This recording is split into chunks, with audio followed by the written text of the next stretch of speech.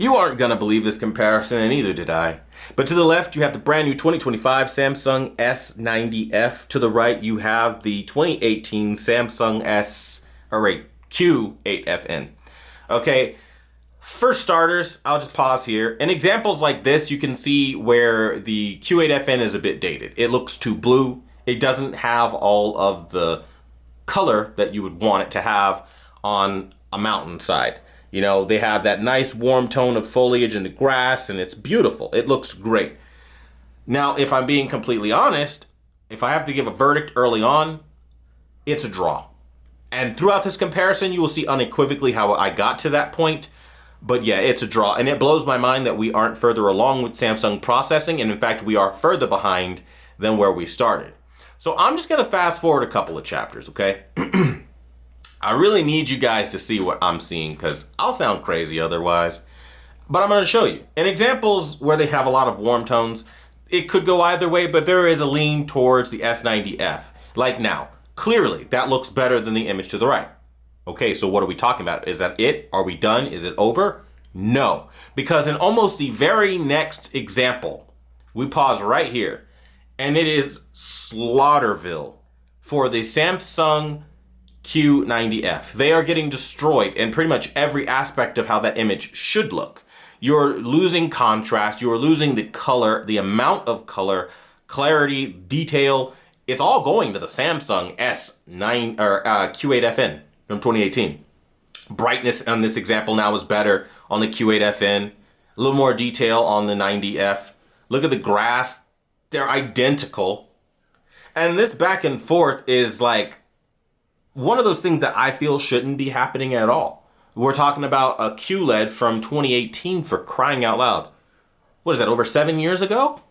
And we still have a very similar level of performance. And a lot of people don't realize how important these comparisons are because you're going to be there with your older TV asking the simple question, well, should I upgrade? Is it worth upgrading? Do I do this? It's like, yeah, upgrade. Upgrade. Upgrade if you want the brightness. Upgrade if you want the color advantages where it's just really pure and very vibrant. But understand this, if you have a 2018 Q8FN, you don't need to upgrade. That's the key word there. This TV still does well over 1,000 nits and it still gives you a brilliant amount of contrast and clarity. Now, I want you to also, at this point in the video, 2 minutes, 40 seconds in, understand that the image you're watching on both are my settings. Neither are going to look as good without my settings. We already know this. However, it's the OLED that really shocked me the most with how it really trails vastly behind without my settings. And I will show you. Without my work, wow. I didn't see that coming, but we can go to filmmaker mode just to start it off in the most accurate mode. Get that done right away, straight away. This is what they're saying is accurate. What is that? Comparatively to a 2018 Q8FN with my settings. Let me put it to you like this. The Q8FN has no pixel level illumination and only 40 zones of full array, not even mini LED, full array local dimming, okay? It produces far more clarity, depth, detail, all that good stuff with my settings than what OLED can give you out of the box. From not only color, picture, contrast, everything out of the box at the QD OLED level in 2025. Has that hit you? Like really, honestly, like genuinely as a person asking you, has that actually hit you? Because this is stupid to me that we are having this conversation and this is just what it is. Because when you really look at it, and I mean look at it carefully, pause. What the fuck? Like, what really is that? And so you say to yourself, okay, let's put quantum settings back in. Guy clearly knows what he's doing. What did it do for the Samsung? Okay. That's what it did. And even that, still, in my opinion, cannot beat that image at all. At all. Because look at what you don't have, okay? You don't have all that beautiful contrast in the foliage like you would have in real life. You don't have that strong contrast on the shadows where you can clearly see, again, you're in a mountain. You're in a mountain-esque, desert-esque range. Like it's gonna look a certain way.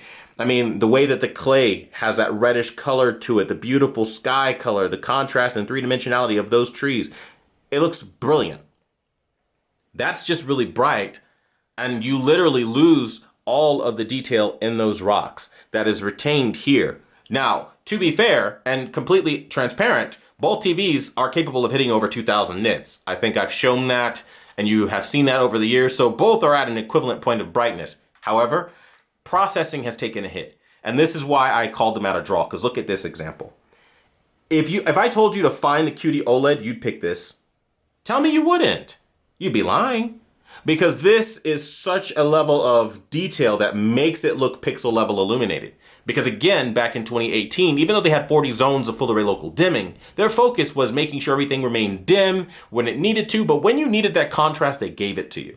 And they gave you so much of it that it could and did compete and beat OLEDs of the time, 2018.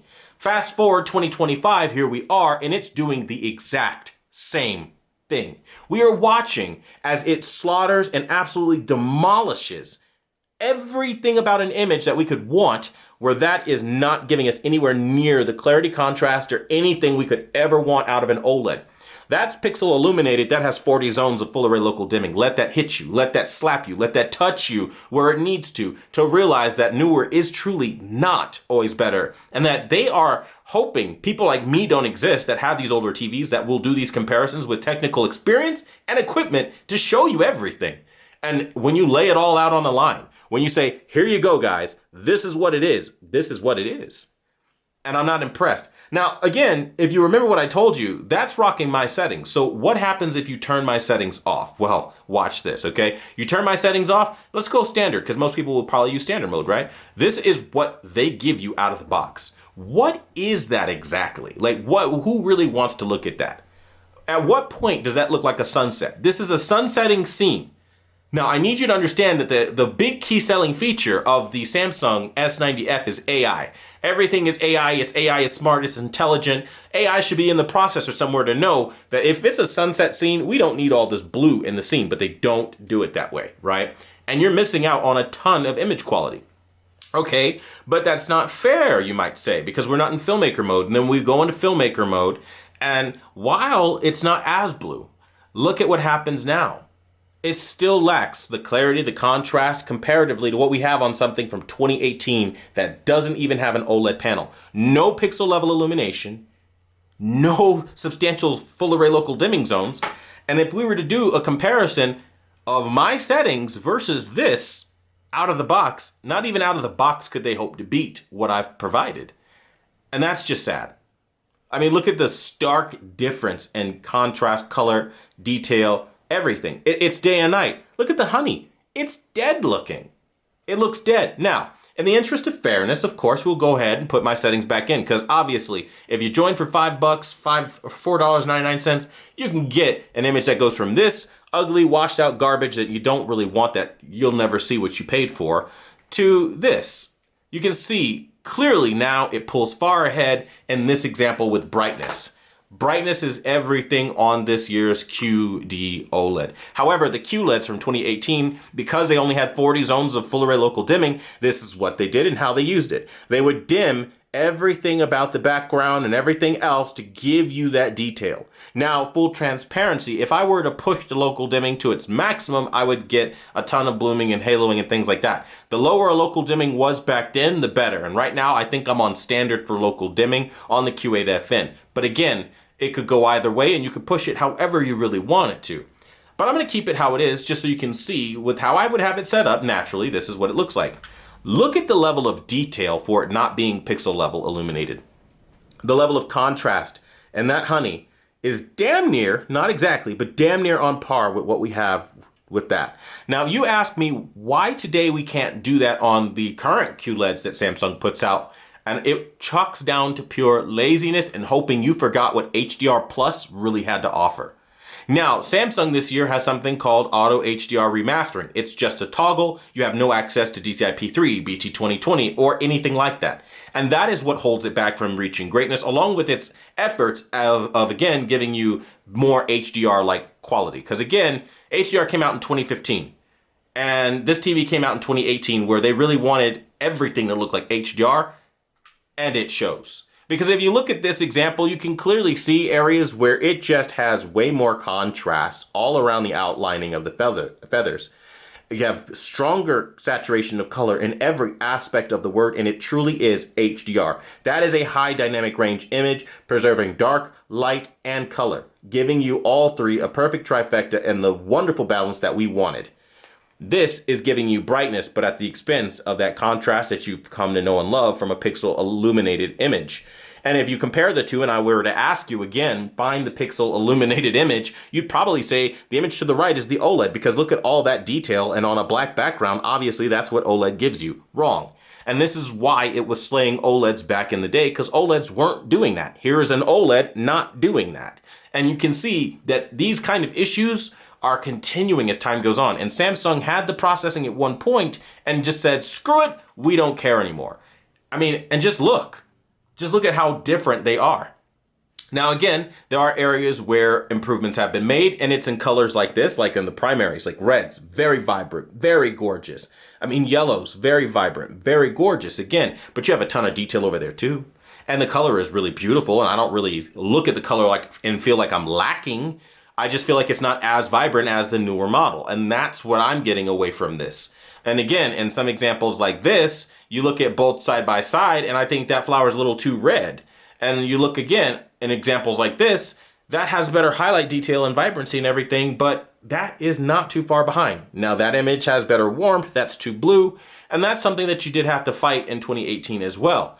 Now in this example, the butterfly is a win on the Samsung S90F. So in those three examples, and in this one as well, this is a win for the S90F as well, because look at the color of the squirrel. He doesn't look as gray and as blue as this looks. So there are clearly reasons why I called them at a draw. And the reason they're a draw is because if you look at the contrast and you look at the brightness elements, that's still brighter and more three-dimensional. You have more of the contrast and three-dimensionality on this image than you do over here. That just has the better color. And I can't say that color is the only thing that's going to score you a win, because there are other factors or elements to picture quality. Again, vibrancy all day. You're going to be more vibrant here, but that ain't too far behind. And again, we're talking 2018. This shouldn't even be able to compete. We should be able to close the book on something that only has 40 zones of full array local dimming, but we can't. And that is a testament to the QD OLED at the time. And when you look at this and you really feel this example and you go back and forth and we pause in an example like this, yeah, the images to the right, or rather the left, are going to be more vibrant than the images to the right. Reds just look more pale, blue looks more pale. Every primary color generally looks weaker. But is that a bad thing for a TV from 2018?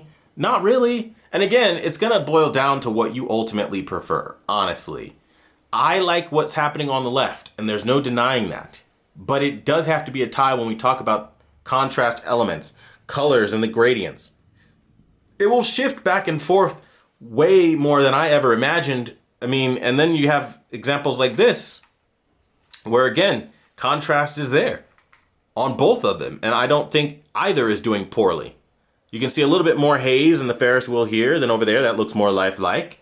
And so of course they have their benefits. But then you get to examples like this and you just pause and you look at it for a second. And I mean, you really look at it and you start to notice that this actually is a bit more blurry. You don't have the same level of detail in the grass, which that's odd, you should, but you don't. You don't have the richness in the ocean like you would right here. And the gradients that fall off here have more from dark to light. So the HDR Plus feature works better than Auto HDR Remaster in my opinion. Now, of course, because ABL's kicking in now, it's dimming down and giving you more of that natural detail, making it look darker, which it should have from the beginning. But because it comes in at a higher peak brightness than it should, instead of just coming in where it should, because, you know, AI should be doing this already, you have to wait for it to dim down. The scene is going to keep going, and you'd never see it look like that until it gets to a certain point. They look identical in this example. And again, you're talking the ground looks better here, and it shouldn't.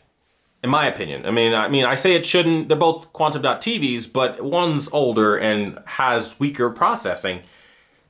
And, you know, when they talk about neural networks and all this stuff, I mean, come on, there's no reason why this should have better color all around and be the better looking image all around than that. And because of the sheer fact that there are moments where the image to the right can just body slam and neck break the image to the left, we have to give the image to the right some credit for being able to tie with this kind of picture quality.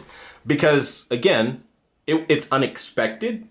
And when I first did this, like firing it up and looking at it, I was shocked. I was like, there's no way. Something's got to be off. I reached for my remote and immediately started trying to calibrate this TV to try to get it to look closer to that. And when that happens, you know this is off.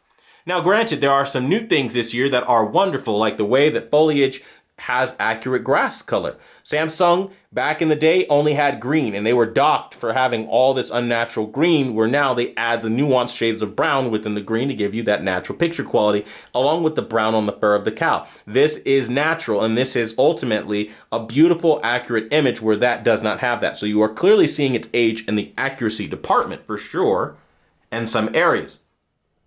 But I guarantee you in the areas where, again, like now, you're looking at them side by side, they look pretty close. Not exact, but pretty close. And again, like now, pretty close. Those are two examples back to back. And if, I don't know about you, pretty close again, if I'm looking at a new TV, I don't want them to look pretty close.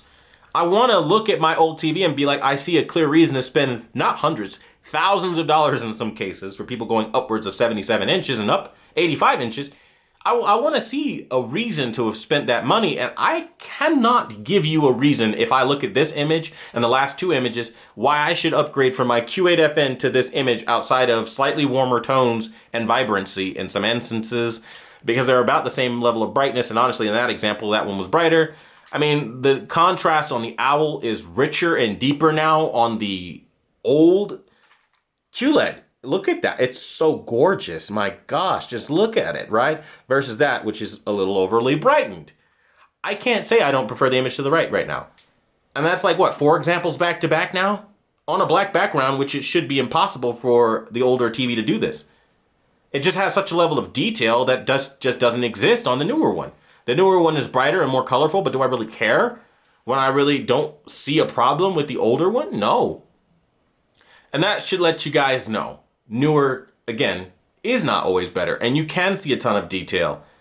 I mean, look at this image. 3-dimensional as all hell, not as colorful, but we're really splitting hairs here to say one is better than the other, and for that reason, and that reason alone, it is a tie between the Samsung S90F to the left and the Samsung Q8FN to the right. 2025 versus 2018, your winner comes down to a tie. And if that's the case, why do you need to buy the new model? I don't know, because if I pause right here and I look at this frog, I have more detail to the right. There are no two ways about that. Every little pore, every little wrinkle in the skin, every little vein in the eyeball, I see that on something that's not even an OLED. The OLED model this year, I don't really have that same level of detail because the brightness robs me a bit. And that's the conversation. Do you prefer brightness at the expense of detail? Or do you expect to have mostly good color and still have the detail, and it's about the same? Because if you look at these and you're honest with yourself, they're about the same. But that being said, I want to know what you guys think about this in the comments down below. We'll pause right here. In this example, the strawberries clearly look better to the left, which is why they draw. Because some examples, the S90F will win. Some examples, again, the Q8FN will win, and they do trade back and forth. But to trade back and forth with a TV 7 years old in 2025 is ridiculous. And for that reason alone, again, it is a tie between these two TVs. But let me know what you guys think in the comments down below. Thanks for watching the #1 brand in honesty, as always. And until the next video, I'll see you guys later.